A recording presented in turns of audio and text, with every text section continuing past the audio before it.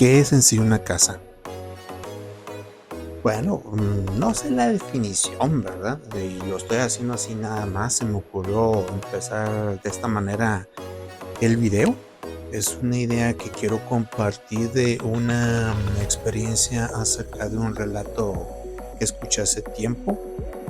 Si no me equivoco, creo que sería por ahí 2011, 2012. Pero tiene que ver con una casa en específico. Pero en sí, ¿qué es exactamente una casa? ¿O cómo debe estar diseñada una casa? En teoría hay normas, todo gobierno, toda ciudad, todo municipio, ayuntamiento, alcaldía, etcétera, tiene un reglamento urbanístico de cómo debe ser construida una propiedad, en este caso una residencia. Depende ya sea de acuerdo a lo que es las dimensiones del terreno o tal vez también, por supuesto, tiene que ver mucho presupuesto con el que se cuente e igualmente lo que viene a ser el gusto de cada persona. En México, los fraccionamientos de interés social son casas o casitas, dependiendo, que todas se hacen en serie con un mismo patrón, con un mismo plano. Y así tenemos muchas casas, todas seguidas, a veces que se comparten paredes, como si fueran departamentos o como si fuera una sola casa, porque no llega a haber ni siquiera un pasillo. Sí tienen patio, pero también son muy pequeños las dimensiones de un patio.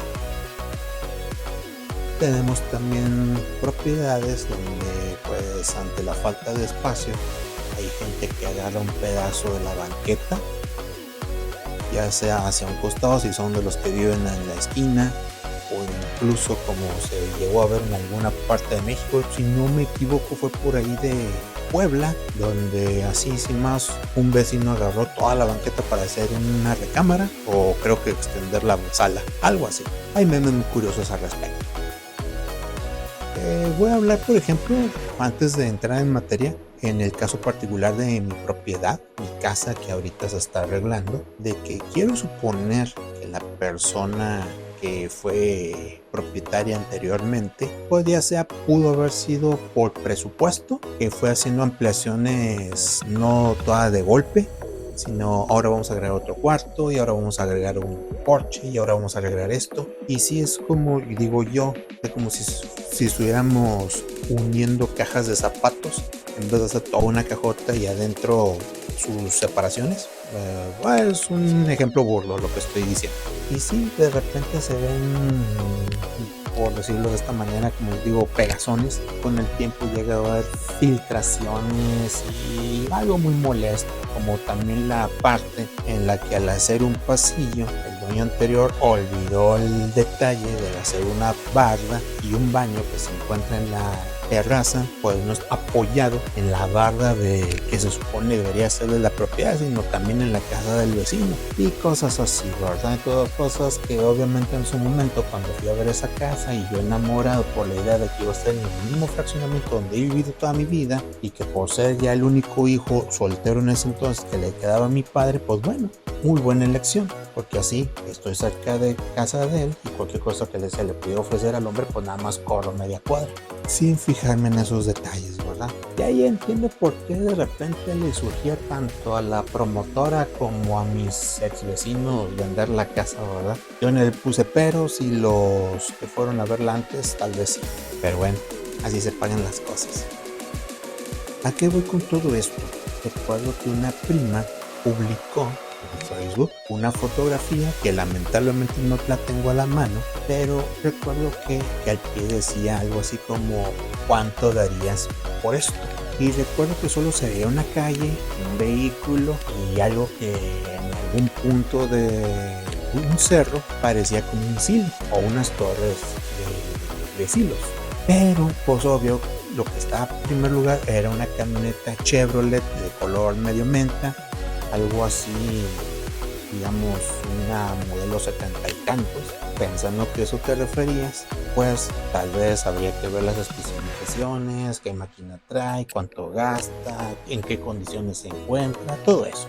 Y ya cuando por fin puedo hablar con ella, me dice, no, no me refiero a la camioneta, me refiero a lo que está ahí en el cerro. Pero bueno, pues que estás vendiendo un negocio, estás vendiendo una forrajera o de qué se trata. Y no, ya me dice, es la casa, eso es una casa, es la famosa casa de los tubos. Y obviamente en ese momento yo me quedé con que, ¿famosa?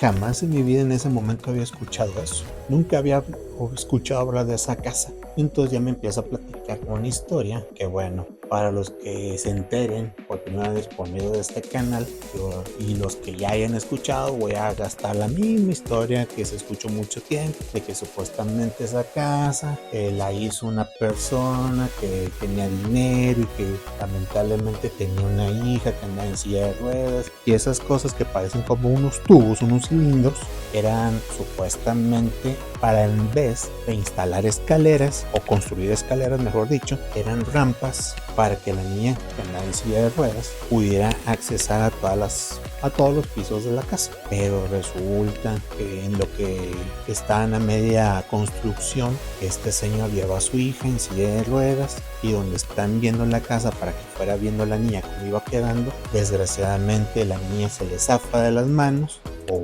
lo que es que va sosteniendo la silla de ruedas, y en una de esas la niña cae al vacío y obviamente muere. Y se dice que el señor pues obviamente se vuelve loco, igual la familia, de tristeza y todo eso, y todo un verdadero drama, ¿verdad? Digno de una película entre dramática y de terror. Y luego ya después esa casa, por ese mismo evento, deja de construirse y así quedó en obra negra muchos años, y supuestamente la fueron vendiendo con el tiempo, y gente que la iba comprando pues tampoco le metía mano, hasta que ya en teoría iba a ser prácticamente un fantasma esa propiedad. Y así escuché de ese tipo de historias, casi siempre era la misma versión, pero a veces le quitaban un detalle y le cambiaban por otro, cosas así. Pero todas giraban en común a eso, de la niña en silla de ruedas, y que después que supuestamente la niña se les aparecía en lo que era esa obra negra. Cuando me entero de esta historia, esa casa se volvió mi obsesión, yo traté de buscar la verdadera historia de todo eso. ¿Realmente existió una niña que falleció en un accidente? ¿Realmente la gente que era propietaria de esa casa cayó en esa locura, en esa depresión por ese deceso? Y hubo un tiempo en que me dediqué por completo a hacer una investigación total, y creo haber hallado realmente la historia verdadera de todo eso. Podría decir sin temor a equivocarme que de 100 páginas que hablan al respecto, 99 giran alrededor de esa historia de la niña en silla de ruedas que murió al ir a ver la casa, y nada más encontré lo que para mí considero es la verdadera historia de todo eso. No voy a dar nombres, en teoría vienen los nombres de las personas que fueron los propietarios, los que iniciaron esa obra, y posteriores compradores, así como el actual dueño. Por respeto, por discreción, por prudencia, porque incluso nunca se mencionó en el relato macabro o triste de la niña que murió, jamás se mencionaron nombres de los papás, ni el nombre de la niña, ni nada de eso. Entonces prefiero mejor seguir así. En teoría, si es cierto, también que esos propietarios de esa casa que empezaron con esa obra también son gente de renombre en la comunidad regiomontana.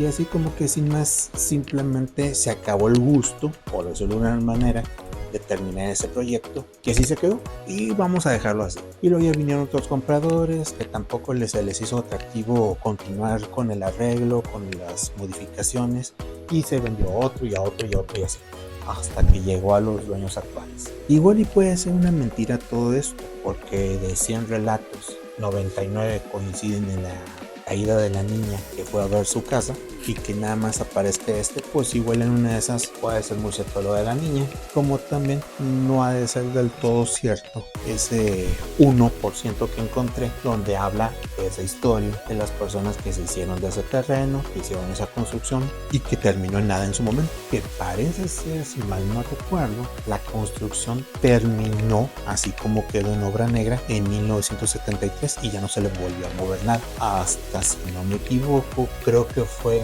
por ahí empezando la década de 2010 que llegó ese comprador y terminó modificando la casa hasta como se ve actualmente.